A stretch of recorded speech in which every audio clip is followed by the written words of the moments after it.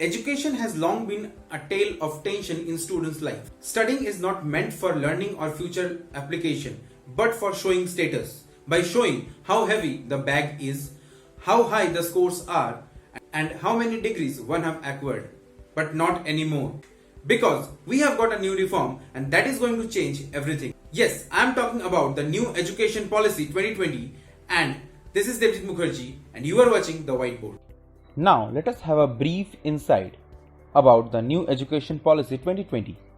The HRD Ministry will now be known as the Education Ministry has decided on introducing major changes in educational mechanics and policies.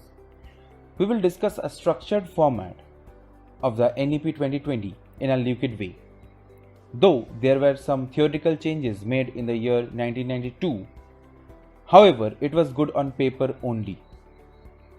And that makes NEP 2020 a stand-alone revolutionary reform after a prolonged period of 34 years.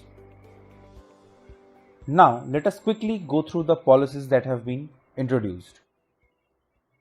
The first change is the transformation of the existing 10+2 structure to 5+3+3+4 format. The foundational stage of 5 years will comprise of multi-level play activity based learning for 3 years in preschool, Anganwadi, Balvatika for children between 3 to 6 years of age and 2 years in class 1 and class 2 for children between 6 to 8 years of age. The preparatory stage of 3 years will comprise of play, discovery and activity based interactive classroom learning for children between 8 to 11 years of age from class 3 to class 5. The middle stage of 3 years for children between 11 to 14 years of age studying between class 6 to class 8 will comprise of experiential learning in core disciplines of science and humanities. The secondary stage will be for the children studying between class 9 to class 12 in the age group of 14 to 18 years and will consist of multidisciplinary study and critical thinking. There will be flexibility of choice of subjects according to students' will.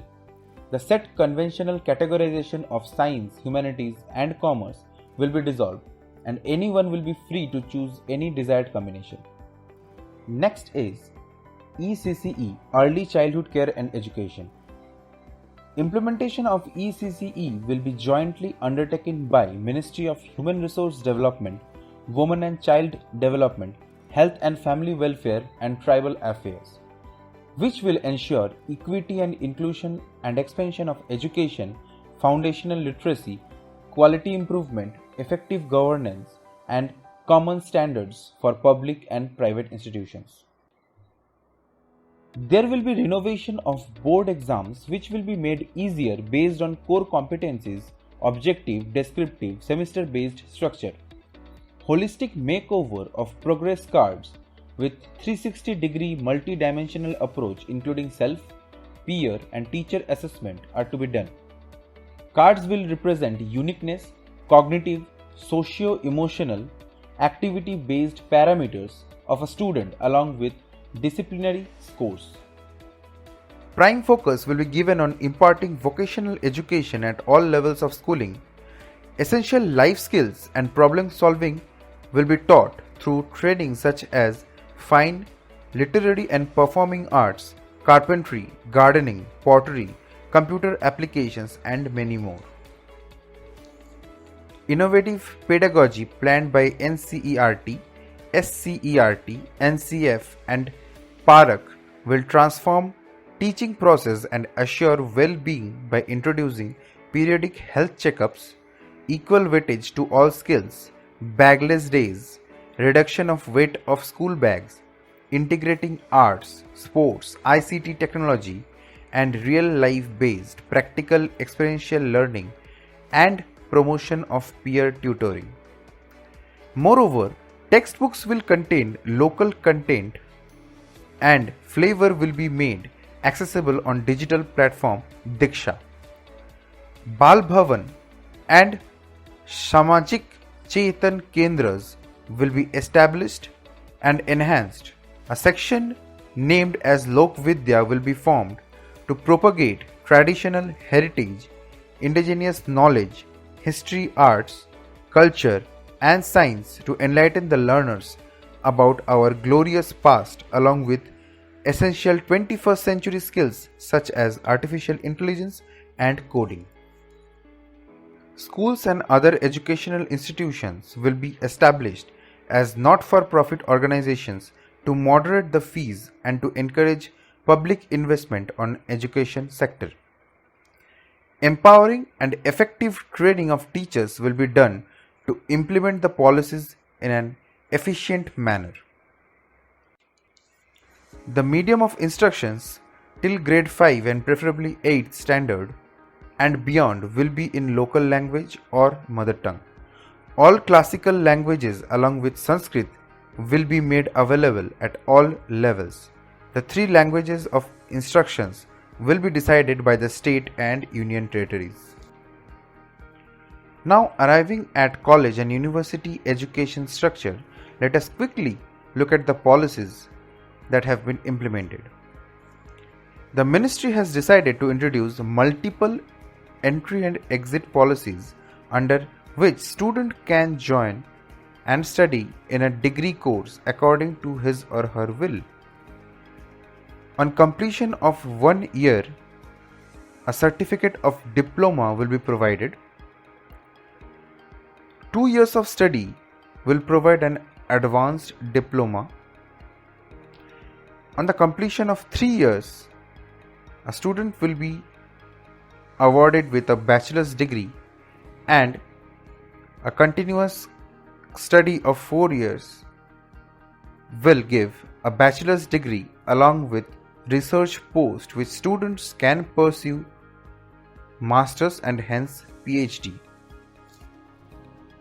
The point to be emphasized is that an academic credit bank will be established which will keep records of students' performance for the duration of study in a college. So in case the student leaves the college after 1 year, he or she can resume study to earn degree and to complete the course based on the past semester performances kept as a record. This will significantly draw the dropouts from the system and assure convenient education for students with widely uncertain economic condition and personal requirements. All the higher education institutes except the medical and law are to be brought under an umbrella organization or a single regulatory body named as Higher Education Commission of India (HECI). National Research Foundation will establish research centers in all states and district institutions holding a strength of minimum 3,000 students or more. Moreover, top international educational institutes from abroad will be allowed to open campuses in India and will be provided same facilities as Indian institutes so that they can enhance competence within students and impart international standard education. The degree of M.Phil will be dropped off from the system and courses through digital platform and open universities will be encouraged through portals like SWAM. The purpose of this new policy is eradication of coaching institute culture and private tuitions by providing holistic and pragmatic education in the institution itself will be of primary concern. So, overall, it is a power-packed reform decision which is gaining a wide appraisal from the masses of India and abroad. However, the implementation of this policy entirely will take some more time. As being a student, we appreciate this decision. So, let's have our fingers crossed and hope for its application ASAP.